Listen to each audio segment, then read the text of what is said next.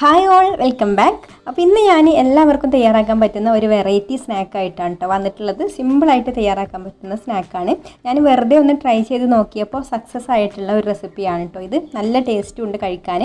അപ്പോൾ നമുക്കിത് എങ്ങനെയാണ് തയ്യാറാക്കുക എന്നുള്ളത് നോക്കാം. അപ്പോൾ വീഡിയോയിലേക്ക് പോകുന്നതിന് മുമ്പ് നിങ്ങൾ ആദ്യമായിട്ടാണ് ഈ ചാനൽ കാണുന്നതെന്നുണ്ടെങ്കിൽ സബ്സ്ക്രൈബ് ചെയ്തിട്ടില്ലാത്തവരാണെങ്കിൽ ഒന്ന് സബ്സ്ക്രൈബും കൂടെ ചെയ്യണേ.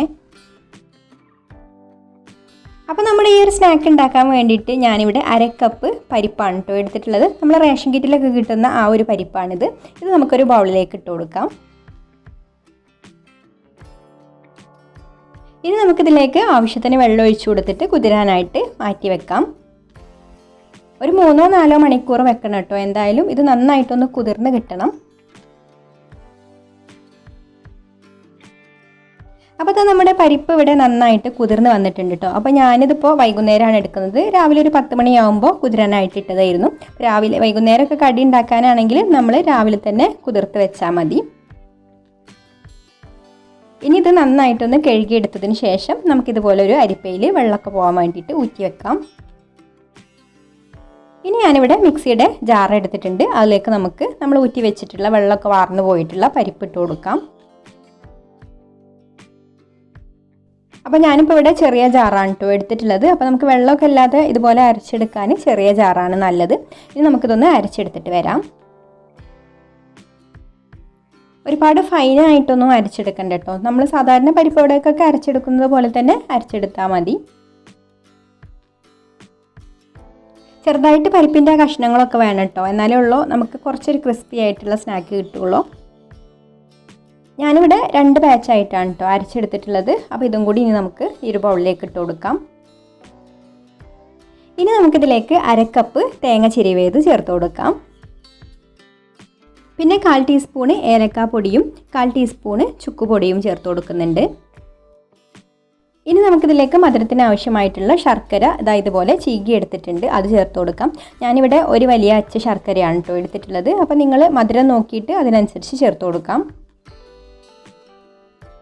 പിന്നെ ആ മധുരം ഒന്ന് ബാലൻസ് ചെയ്യാൻ ഒരു നുള്ളു ഉപ്പും കൂടെ ചേർത്ത് കൊടുത്തിട്ട് കൈകൊണ്ട് ഇതുപോലെ നന്നായിട്ടൊന്ന് കുഴച്ചെടുക്കണം. ഇനി ഞാനിതിലേക്ക് ഒരു ടേബിൾ സ്പൂൺ കോൺഫ്ലവറും കൂടെ ചേർത്ത് കൊടുത്തിട്ട് മിക്സ് ചെയ്തെടുക്കുന്നുണ്ട്. അപ്പോൾ നമ്മളിങ്ങനെ ശർക്കരയും ചേർത്ത് കുഴച്ചെടുക്കുന്ന സമയത്ത് ചെറുതായിട്ട് ഇതിൽ വെള്ളം ഇങ്ങനെ പൊടിഞ്ഞ് വരും കേട്ടോ.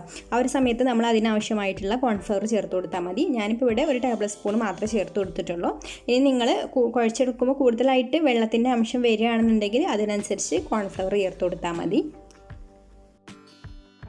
ഇനി ഇതിൽ നിന്ന് നമുക്ക് കുറേശ്ശെ എടുത്തിട്ട് ചെറിയ ഓരോ ബോളാക്കിയിട്ട് ചെറുതായിട്ട് ഇതുപോലെ ഒന്ന് പ്രസ് ചെയ്ത് കൊടുത്ത് ഒരു ഷേപ്പിലാക്കിയെടുക്കാം. ഓരോന്നായിട്ട് ഇതുപോലെ ഷേപ്പ് ചെയ്തെടുത്തിട്ട് നമുക്ക് നല്ല ചൂടായിട്ടുള്ള എണ്ണയിലേക്ക് ഇട്ട് കൊടുക്കാം. നമ്മളിത് ഷേപ്പാക്കിയിട്ട് വെക്കരുത് കേട്ടോ. ഷേപ്പാക്കിയ ഉടനെ തന്നെ നേരെ അങ്ങോട്ട് എണ്ണയിലേക്ക് ഇട്ട് കൊടുത്താൽ മതി. ഇട്ട് കൊടുത്ത ശേഷം പിന്നെ ഒരു മീഡിയം ഫ്ലെയിമിൽ വെച്ചിട്ട് ഫ്രൈ ചെയ്തെടുക്കാം.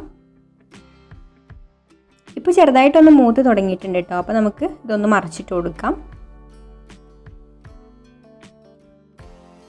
അപ്പോൾ നമ്മളിതുപോലെ മറിച്ചിട്ട് കൊടുക്കുമ്പോൾ പൊടിയാതെ ശ്രദ്ധിക്കണം. പിന്നെ നമ്മൾ ഇട്ട് കൊടുത്ത ഉടനെ തന്നെ മറിച്ചിട്ടും കൊടുക്കരുത് കേട്ടോ. കുറച്ചൊന്ന് സമയം ഒന്ന് മൂത്ത് വന്നതിന് ശേഷം മാത്രം ഇതുപോലെ മറിച്ചിട്ട് കൊടുക്കുക, അല്ലെങ്കിൽ പൊടിഞ്ഞു പോവും.